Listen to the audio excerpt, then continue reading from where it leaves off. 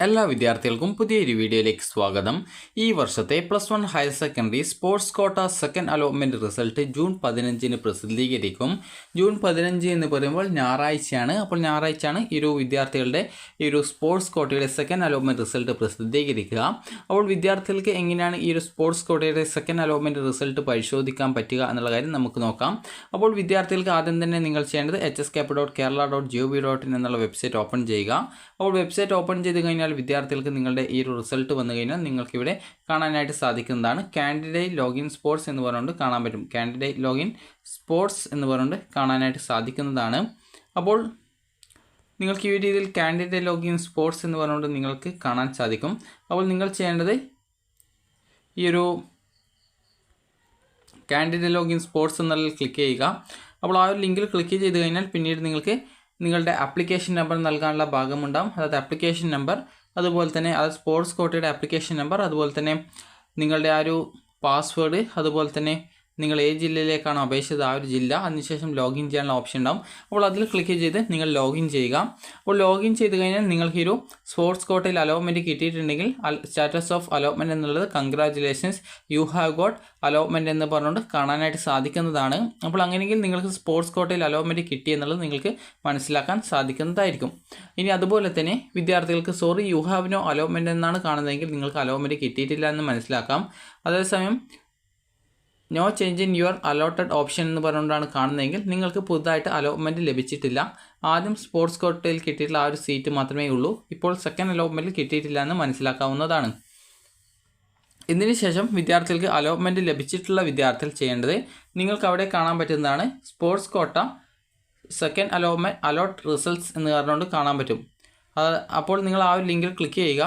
Click ചെയ്ത ശേഷം പിന്നീട് വരുന്ന പേജിൽ നിങ്ങൾക്ക് വ്യൂ അലോട്ട്മെൻറ്റ് ലെറ്റർ എന്നുള്ള ഒരു ഓപ്ഷൻ കാണാം. അപ്പോൾ അതിൽ ക്ലിക്ക് ചെയ്യുക.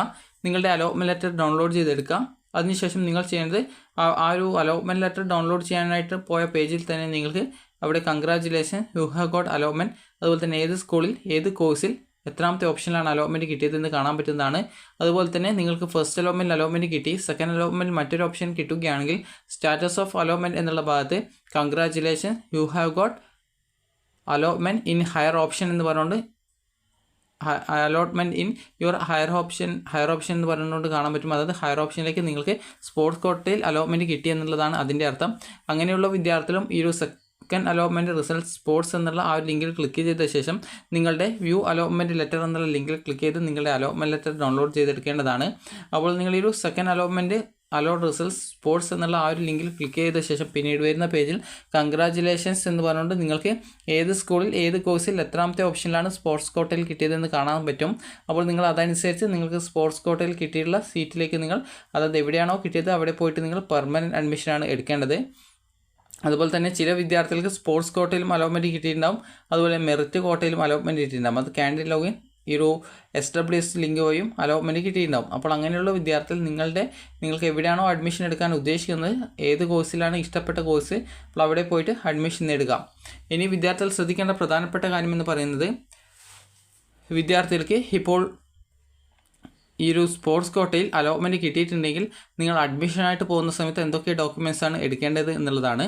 അപ്പോൾ നിങ്ങൾക്ക് അലോട്ട്മെൻറ്റ് കിട്ടിയിട്ടുണ്ടെങ്കിൽ നിങ്ങൾ ചെയ്യേണ്ട പ്രധാനപ്പെട്ട കാര്യമെന്ന് പറയുന്നത് നിങ്ങൾ അലോട്ട്മെൻറ്റ് ലഭിച്ച സ്കൂളിൽ ഒരു നിശ്ചിത ഡേറ്റിനുള്ള, അതായത് ഒരു 2 ദിവസമാണ് നിങ്ങൾക്ക് അഡ്മിഷൻ കിട്ടുക. അതായത് 15-ാം തീയതി റിസൾട്ട് വന്നാൽ 16, 17 തീയതികളായിട്ട്, അത് തിങ്കളും ചൊവ്വാഴ്ചയായിട്ടായിരിക്കും അഡ്മിഷൻ ഉണ്ടായിരിക്കുക.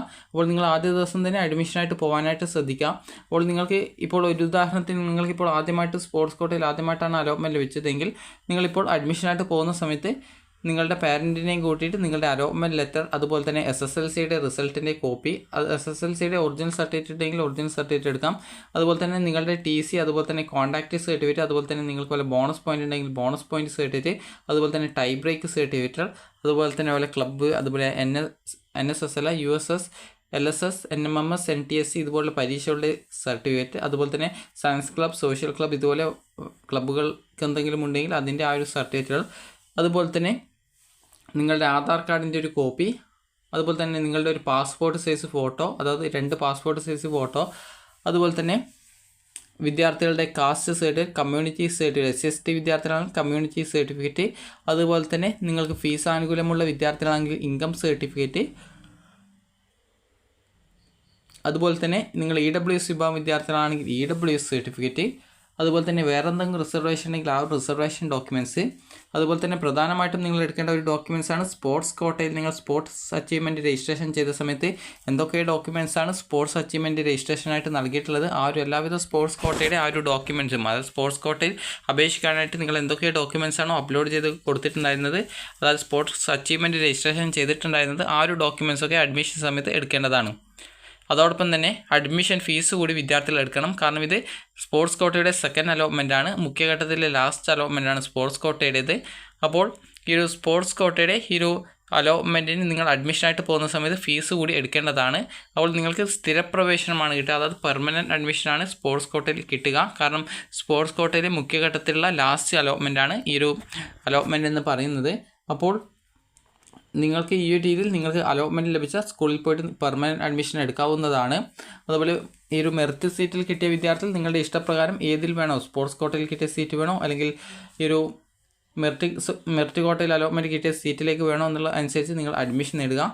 അതുപോലെ തന്നെ വിദ്യാർത്ഥികൾക്ക് ഇപ്പോൾ ഈ ഒരു ഫസ്റ്റ് അലോട്ട്മെൻറ്റ് സ്പോർട്സ് കോട്ടയിൽ ഒരു സീറ്റിൽ അലോട്ട്മെൻറ്റ് കിട്ടിയിട്ടുണ്ട്. ഇനി സെക്കൻഡ് അലോട്ട്മെൻറ്റ് വന്ന സമയത്ത് മറ്റൊരു ഓപ്ഷനിലേക്ക് കിട്ടിയിട്ടുണ്ടെങ്കിൽ ആ ഒരു കിട്ടിയിട്ടുള്ള ഓപ്ഷൻ സെയിം സ്കൂളിൽ മറ്റൊരു ഓപ്ഷനാണ്, മറ്റൊരു കോഴ്സ് ആണെങ്കിൽ നിങ്ങൾക്ക് അതിൻ്റെ ഭാഗമായിട്ട് വരുന്ന എക്സ്ട്രാ ഫീസ് അടച്ച് നിങ്ങൾക്ക് അവിടെ പെർമനൻറ്റ് അഡ്മിഷൻ എടുക്കാവുന്നതാണ്.